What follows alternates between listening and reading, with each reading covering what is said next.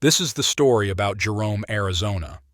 In all of my videos, in order to tell the story, I use the old black and white photos that I get from the archives and Creative Commons. However, this video is going to be quite a bit different. I went to visit Jerome and took a video of the drive into town that I think you all might like to see. So sit back, relax, and enjoy the view while I tell you the story. Jerome, Arizona.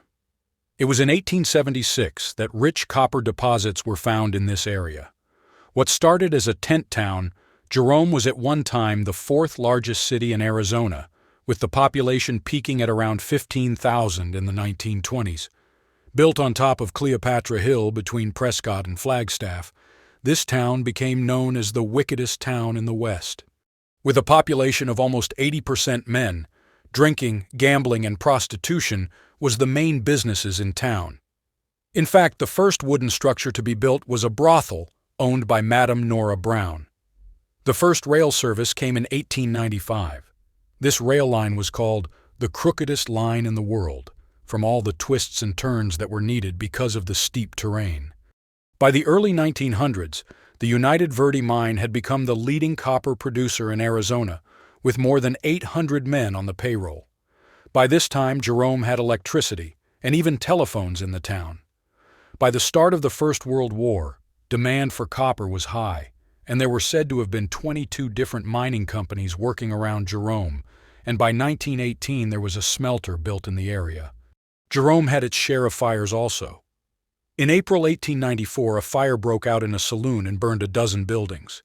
Then another fire on Christmas Eve in 1897 burned down 4 saloons, a brothel, a restaurant along with a boarding house. Another fire in September 1898 burned a large portion of the town down, and at least 8 people died in the blaze. Then again in May 1899, another fire started in the Leland Hotel and burned its way through the downtown and even burned the new hospital. After the city became incorporated, new codes for building were put into place and buildings were then constructed of stone and brick. The city then had a tax to be used for fire protection. Jerome also had its share of labor issues also. In June 1917, around 70 members of the workers' union were rounded up and loaded into rail cars and shipped to California. However, once there, the train was forced to turn around and took the union members and dropped them off in Kingman. Some say this was a trial run for what would happen in Bisbee, Arizona. Bisbee was known for its deportation of migrants and union-supporting miners, which eventually led to the Bisbee riots a few years later.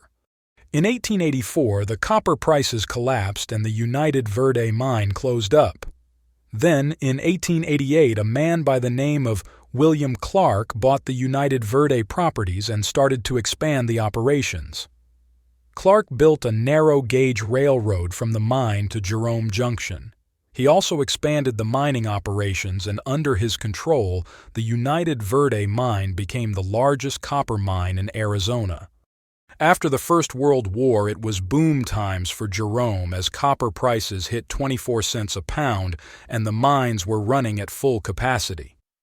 However, by the end of 1929 and the start of the Great Depression, copper prices fell to about 14 cents a pound, and by 1932 the copper price was 5 cents and the mines shut down.